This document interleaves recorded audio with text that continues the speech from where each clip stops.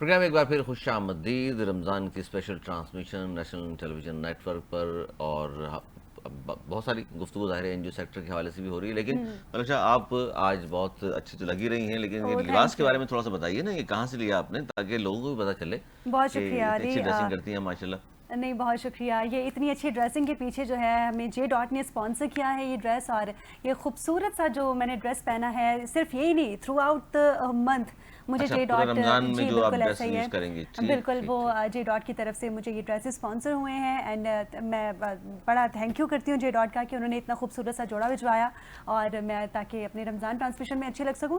ویسے علی بھائی آپ بھی کچھ کم نہیں لگ رہے آج. جی چونکہ ظاہر ہے میں کس کی تعریف کروں کیونکہ اپنا ہی ہے. نہیں آپ بھی نہیں, لیکن واقعی آپ کا ڈریس بہت اچھا ہے, نو ڈاؤٹ. اور جے ڈاٹ کا آپ نے نام لیا, ان کا ظاہر اس کا مطلب ہے کہ بہت اچھے ڈریسز ہیں خواتین کے حوالے سے. بے شک بے شک, آپ بلکہ اپنی مسز کے لیے بھی وہاں سے شاپنگ کیجیے گا. اچھا چلیں, پتہ چلی گیا سب کو شاہی شدہ ہوں. تو بہرحال رمضان میں کیا بول سکتا ہے آدمی. اچھا ٹھیک ہے جی, وہ اس کے بعد ہم ادا کرتے ہیں جس کا شکریہ میں ادا کرنا ہے. لیکن انجینئر عمر فاروق صاحب ہمارے ساتھ موجود ہیں. ہم بات کر رہے تھے این جی او سیکٹر کے حوالے سے. دیکھیے بہت ساری نیگیٹیوٹی تو ظاہر ہے ہم پاکستان کے حوالے سے ہم خود ہی کم نہیں ہیں. باہر کے جو لوگ کہیں وہ تو الگ بات ہے, ہمارے یہاں سے بھی اس طرح کی باتیں کی جاتی ہیں جو نہیں بھی ہیں, کچھ ہیں بھی, لیکن پازیٹیوٹی کو ہائی لائٹ نہیں کیا جاتا. اچھا آپ نے بتایا مختلف شعبہ جات میں ظاہر الخدمت کام کر رہی ہے, بالخصوص آپ نے کہا 7 بڑے شعبہ جات ہیں جس میں ہم نے صحت کے حوالے سے میں چاہوں گا ضرور ڈسکس ہو کہ صحت کے حوالے سے کیا کام کر رہی ہے الخدمت فاؤنڈیشن. جیسے میں جیسے نیگیٹیوٹی کے حوالے سے کہوں نا, جیسے ہمارا جو پروگرام ہے آغوش ہومز کا جو یتیم بچوں کا ہے, تو وہ بیسکلی یتیم خانہ ہے. اور ہمارے معاشرے میں سمجھا جاتا ہے کہ جو یتیم خانہ ہوتا ہے اس کا بہت برا حال ہوتا ہے, اور ہمارے معاشرے میں ہوتا بھی ہے, ایسا نہیں کہ نہیں ہوتا ہوگا. تو یتیم خانوں کا بہت برا حال ہوتا ہے. لیکن ہم نے جو آغوش ہوم بنائے, اس وقت ہمارے 22 آغوش ہوم جو پورے پاکستان میں کام کر رہے ہیں, اور تقریباً 8 جو ہے وہ زیر تعمیر ہیں, وہ بھی انشاءاللہ جلدی ان کا آغاز ہو جائے گا.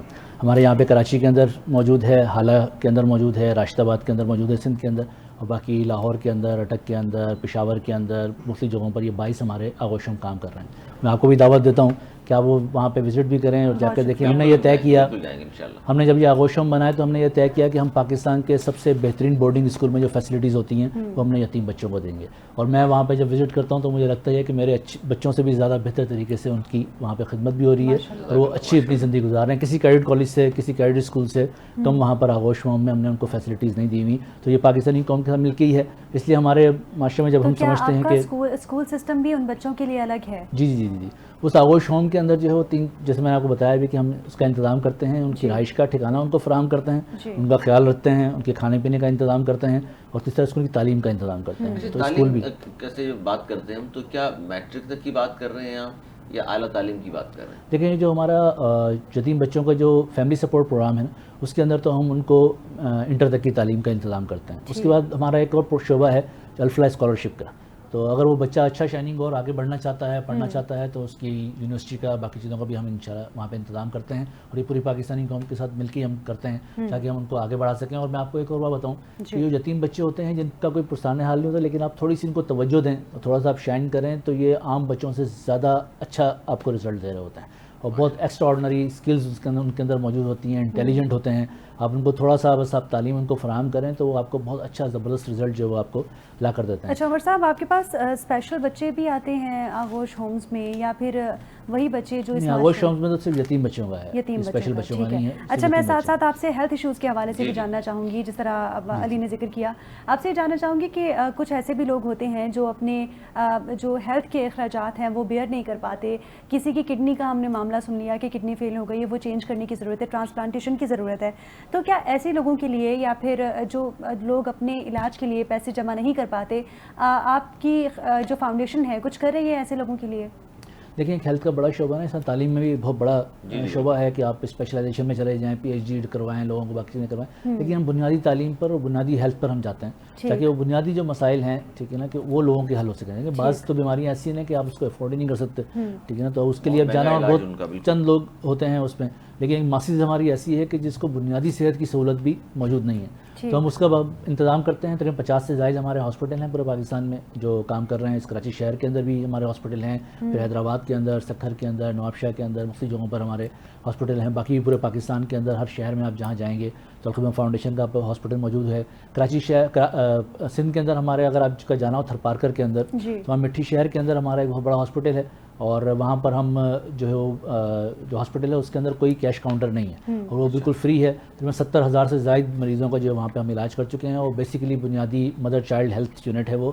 اور جو ہمارے تھر پارکر کے اندر بہت بڑا مسئلہ تھا کہ چھوٹے بچوں کی اموات کا بہت جلدی ہو جاتی تھی, اس کا مسئلہ یہ تھا کہ ماں ہیلدی نہیں ہوتی, تو اس کی وجہ سے بچہ بھی جو پیدا ہوتا ہے وہ بھی اس کے بھی نیوٹریشنس پورے نہیں ہوتے ہیں, اور اس کی اموات جو بڑھتی چلی جاتی ہیں. تو ہم اس کا پورا انتظام کرتے ہیں, صرف اس مٹری ہاسپٹل کے اندر جو ہمارے آتے ہیں مریض آتے ہیں ان کے لیے نہیں, بلکہ اراؤنڈ سراؤنڈنگ کے اندر جتنے بھی گھروں کے اندر بھی جو معاملات ہیں ان کے لیے بھی ہم کوشش کرتے ہیں کہ وہاں پہ ان کی نیوٹریشنس پوری ہوں, ہیلدی ماں وہاں پہ بنائی جائے, جس کے نتیجے کے اندر بچہ بھی دنیا کے اوپر جو ہے وہ ہیلدی بچہ ہے. تو وہاں پہ ہم بالکل فری علاج کرتے ہیں, اور وہاں پہ جو ہمارے ہاسپٹل کے اندر ابھی تک کوئی اموات بچوں کی نہیں ہوئی ہے, کیونکہ ہم اس کو پہلے سے ماں کو لیتے ہیں, اور اس سے پہلے سے اس کی ساری نگرانی شروع کرتے ہیں, اس کے نیوٹریشنس پوری کرتے ہیں, غذا اس کی پوری کرتے ہیں, تو اس طریقے ہمارے آگے بڑھتا ہے. اس کے علاوہ ہمارے موبائل ہیلتھ یونٹ ہیں جو ہمارے جو سیلاب آیا تھا تو اس کے اندر ہم نے قائم کیے تھے, اور بہت سارے ڈلیوری کے کیس اس موبائل ہیلتھ یونٹ کے اندر جو سیلاب کے اندر ہمارے سارے ہسپتال بھی بھر گئے تھے سیلاب سے, وہ ہم نے ان کی رجسٹریشن کی تھی, اور اچھے خاصے ہزاروں کی تعداد کے اندر جو ہے وہ اس کے اندر ہم نے آپریشن وغیرہ اور باقی چیزیں جو ہے وہ اس کے اندر کی تھی. تو اس طریقے سے یہ موبائل ہیلتھ یونٹ ہمارے مختلف جگہوں کے اندر چل رہے ہیں. تو اس لیے یہ ہیلتھ کا پورا شعبہ ہے پورے پاکستان کے اندر جو الخدمہ فاؤنڈیشن کام کر رہی ہے. ایمبولینس کا ہمارا پورا نظام ہے کہ ایمبولینسز موجود ہیں, اور 300 کے قریب ایمبولینسز ہیں. اس طرح کرونا جب آیا تھا تو اس وقت کے اندر بہت بڑا ایک کام ہم نے اس کے اندر کیا تھا. تو اس طرح مختلف ہماری چیزیں ہیں کہ جو ہم ہیلتھ کے اندر بھی کرتے ہیں اور باقی جگہوں کے اندر کرتے ہیں. بنیادی طور پہ چیز یہ ہے کہ ہمارے جو معاشرے کے اندر رہنے والے لوگ ہیں ان کے جو مسائل ہیں, مشکلات ہیں, ان کو حل کیا جائے, اور یہ صرف کوئی این جی او یا کوئی ایک ادارہ جو ہے وہ مل کے نہیں کر سکتا ہے, بلکہ ہم نے سب کو مل کے اس کے کام کرنا ہوگا. حکومتوں کو بھی اپنا ذمہ داری ادا کرنی ہوگی کہ ان کی جو چیزیں کرنے کی ہیں وہ بھی چیزیں پوری کریں, اور جب حکومتیں یہ چیزیں کریں گی تو میرا خیال میں کہ پاکستانی قوم اس کے اندر اتنا زیادہ پیسہ دیتی ہے, اور وہ حکومتوں کے نتیجے کے اندر بھی پیسے دیں گے. بہت ساری جگہوں پہ چل بھی رہا ہے ہمارے, یعنی کہ جو لوگوں کے میں آپ سے جاننا چاہ رہا تھا کہ یہ سب کچھ اپنی مدد آپ یا لوگوں کی مدد سے کر رہی ہیں, یا اس میں حکومت بھی کچھ حصہ ڈالتی ہے آپ کے ساتھ؟ نہیں, ہمارے جو چیزیں پروجیکٹس چل رہے ہیں اس کے اندر حکومت کا کوئی حصہ نہیں ہوتا ہے, بلکہ جو لوگ ہمیں تعاون کرتے ہیں ہم ان کے تعاون کے نتیجے کے اندر ہاسپٹل بھی بناتے ہیں, تعلیمی ادارے بھی بناتے ہیں, اسکولز کالجز بناتے ہیں, یتیم بچوں کی کفالت کرتے ہیں, اور اسی کے نتیجے کے اندر ہم جو لوگوں کی مدد کر رہے ہیں, مائکرو فائنینسنگ کا جو پورا نظام چلا رہے ہیں, وہ بھی ان لوگوں کی امداد کے تحت ہی جو لوگ ہمیں دیتے ہیں, اور وہ ہم لوگوں کی اس پہ مدد کرتے ہیں, پھر وہ پیسہ واپس کرتے ہیں, پھر وہ پورا سائیکل چلتا ہے. اس کے نتیجے کے اندر لوگ بڑھتے چلے جاتے ہیں, اور لوگوں کو ہم چھوٹے چھوٹے کاروبار کرا کر دیتے ہیں. زیادہ سے زیادہ کتنی اماؤنٹ ہوتی ہے مائکرو فائنینس میں؟ دیکھیں, جو مائکرو فائنینسنگ کا ہمارا شعبہ ہے, ہم 50,000 سے لے کے تقریباً 1 لاکھ تک جو ہے لوگوں کو چھوٹا قرضہ دیتے ہیں. غیر سودی قرضہ ہوتا ہے, اور یہ خواتین کو سلائی کے لیے کوئی چیز چاہیے تو وہ ہم اس کا ارینج کرتے ہیں. ٹھیلا کوئی چاہیے, پھل فروٹ کا کوئی لگانا ہے, سبزی کا لگانا ہے, کسی کو اپنی دکان کے اندر کوئی انویسٹمنٹ کرنی ہے اور اس کو بڑھانے کے لیے, تو وہ ہم اس کے لیے انتظام کر دیتے ہیں. تو اس طرح جو بھی چھوٹے چھوٹے ہمارے ہیں کہ جو لوگ مانگنے کی طرف جانا چاہتے ہیں, مطلب کہ اتنا پیسہ نہیں ان کے پاس کہ اپنا گھر بار چلا سکیں, اپنے بچوں کو پال سکیں, اور وہ اس پوزیشن میں پہنچ جائیں کہ اب لوگوں سے مانگنا شروع کر دیں, تو ان کے لیے ہم نے یہ سیگمنٹ رکھا ہے کہ وہ اپنی خودداری کے ساتھ اپنی زندگی گزاریں, اور ہم ان کو جو ہے وہ قرض دیتے ہیں, وہ قرض لیں, اس سے اپنا کاروبار, اپنا گھر بھی چلائیں, باقی چیزیں بھی کریں, اور قرض واپس بھی کریں, تاکہ ان کو اندازہ ہو کہ میں نے کسی سے امداد نہیں لی ہوئی, بلکہ میں نے قرض لیا ہوا ہے اور اپنے قرض جو ہے وہ واپس بھی کرنا ہے. بیکاریوں میں اضافہ نہ کریں, بلکہ بحیثیت روزگار کوئی فراہم کر دیں, اسے جاب دے دیں, تاکہ مستقل روزگار کسی کا لگ جائے. بہت اچھی بات ہے. جی بلوشا. جی بالکل, میں چاہتی ہوں ایک بار پھر سے ہم گلہائے عقیدت کے لیے آپ کی جانب بڑھیں, اور میں چاہوں گی آپ نعت پیش کریں. نوان صاحب ملتمس ہیں آپ سے. کی خوبصورت ساتیں ہیں. جی جی. تو حضور کی بارگاہ میں ایک التجائیہ کلام پیش کر رہا ہوں آپ لوگوں کی سماعتوں کے لیے. پلیز. یا مصطفیٰ عطا ہو, یا مصطفیٰ عطا ہو, پھر اذن حاضری کا, یا مصطفیٰ عطا ہو, پھر اذن حاضری کا, کر لوں نظارہ جا